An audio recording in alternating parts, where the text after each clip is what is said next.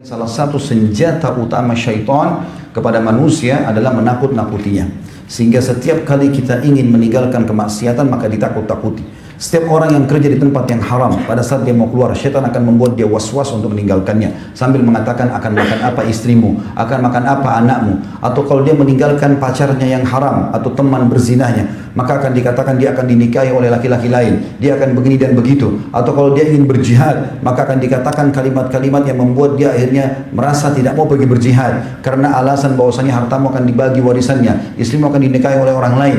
Semua ini was-was syaitan. Ingatlah, selama kita berada di relnya Allah Sang Pencipta, maka tinggalkan apa yang Ia haramkan dan selalu fokus kepada apa yang telah Dia janjikan. Allah tidak akan pernah pungkiri janjinya. Kebahagiaan bersama kita kalau kita patuh kepada Allah Subhanahu wa taala. Beranjak daripada sabda Nabi alaihi salatu wassalam, dan hadis ini hadis yang sahih riwayat Imam Ahmad.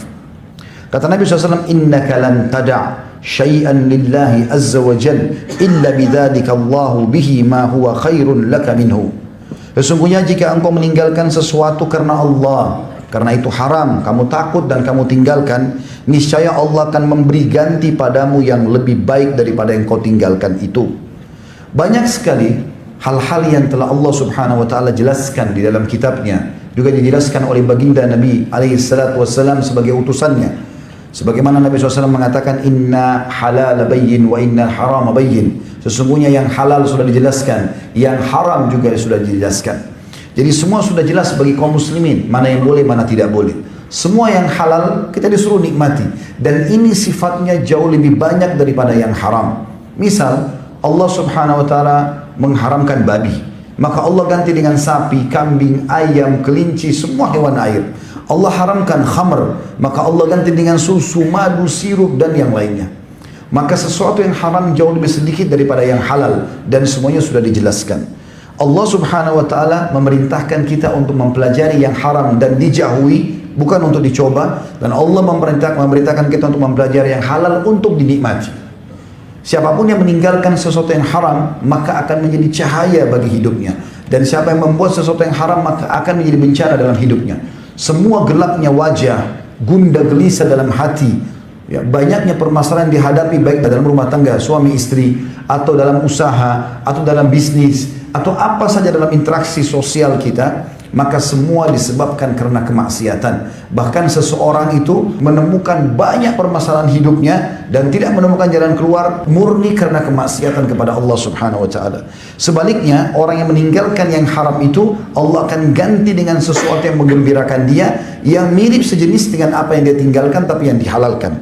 Contoh misalnya, Allah Subhanahu wa taala mengganti bagi orang yang meninggalkan transaksi haram, diganti dengan transaksi yang penuh dengan berkah dan menguntungkan. Sebagaimana sabda Nabi SAW di dalam hadis Bukhari Muslim, al-bayyi'ani bil khiyari ma lam yatafarraqa, atau qala hatta yatafarraqa, fa in sadaqa wa bayyana burika lahuma fi bai'ihima, wa in katama wa kadaba muhikat barakatu bai'ihima. Kedua orang yang sedang transaksi, penjual sama pemberi, masing-masing memiliki hak khiyar, boleh teruskan transaksi atau membatalkannya selama keduanya belum berpisah.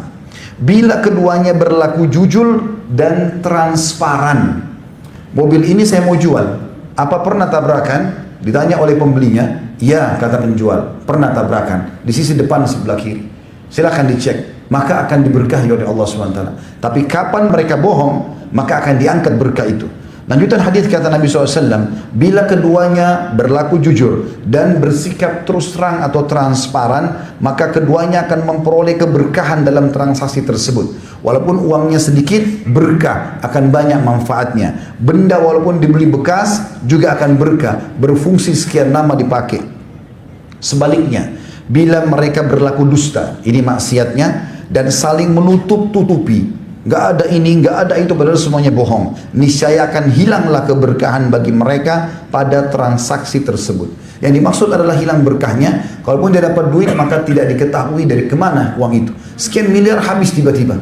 atau bahkan mendatangkan penyakit-penyakit atau masalah-masalah yang berat dalam rumah tangganya. Mungkin dia nikmati hari ini rekreasi sama keluarganya, maka dalam perjalanan rekreasi tersebut akan terjadi pertengkaran, bahkan bukan mustahil terjadi kecelakaan dan perceraian.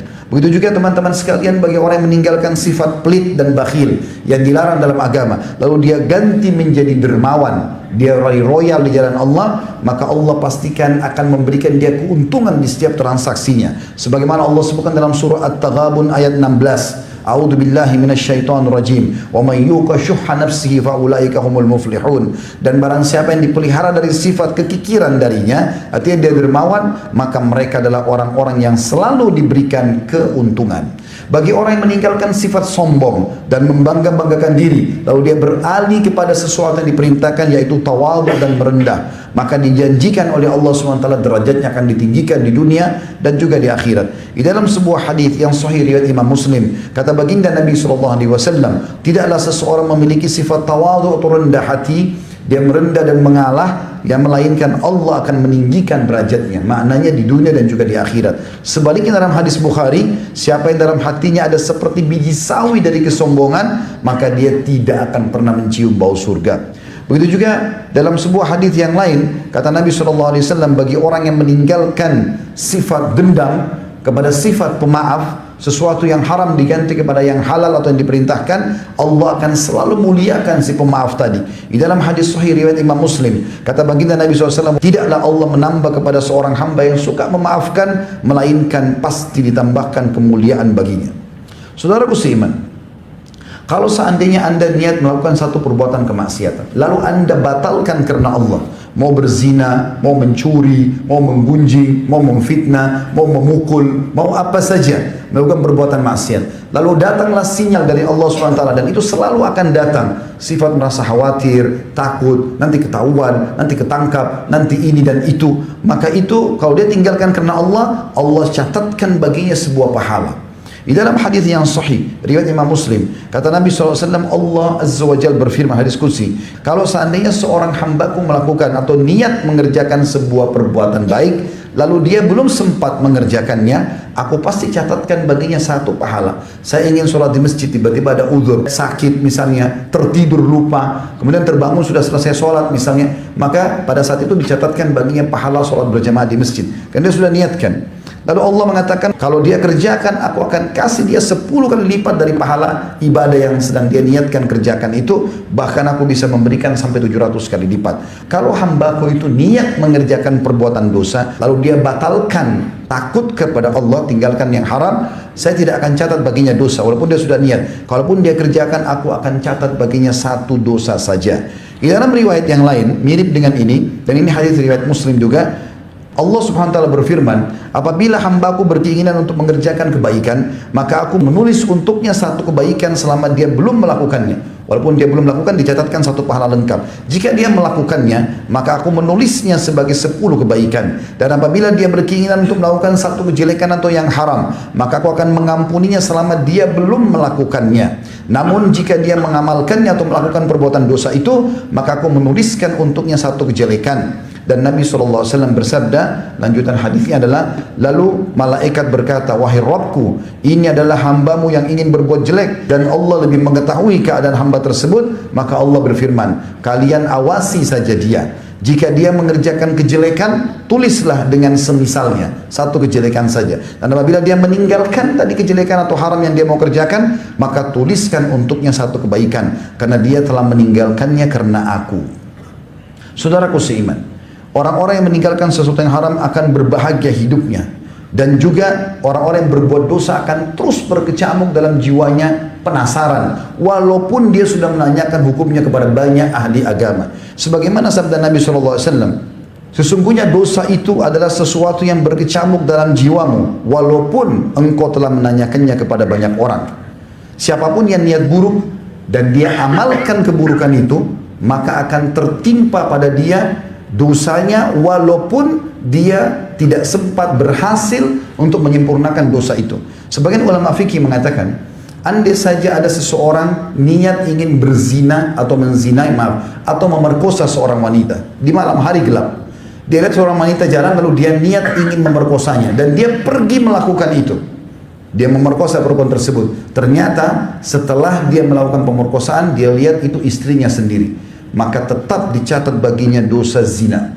Begitu juga dalam hadis riwayat Muslim. Kata Nabi SAW merincikan masalah ini tentang masalah kasus yang berbeda dengan zina. Jika ada dua orang muslim saling bertemu untuk berkelahi, lalu sama-sama menghenuskan pedangnya, lalu kemudian salah satu terbunuh, maka yang dibunuh dan yang membunuh dua-dua masuk neraka. Maka Abu Bakar radhiyallahu anhu perawi hadis mengatakan, wahai Rasulullah, bagi yang membunuh masuk akal saya kalau dia masuk neraka. Bagaimana dengan nasibnya orang yang terbunuh? Maka Nabi SAW memberikan jawaban yang sangat tepat. Beliau mengatakan karena dia sangat ingin untuk membunuh temannya tadi. Andai saya tidak terbunuh, dia pasti akan membunuh. Karena dia sudah jalan dan mengerjakan perbuatan tersebut. Maka ini sudah cukup untuk memberikan hukuman kepada dia. Saudaraku seiman, meninggalkan sesuatu yang haram ini akan mendatangkan banyak sekali manfaat, dan kejujuran itu akan membuat munculnya rasa cinta Allah kepada kita sebagai pencipta, sehingga kebutuhan kita dipenuhi dan juga makhluk akan mencintai kita.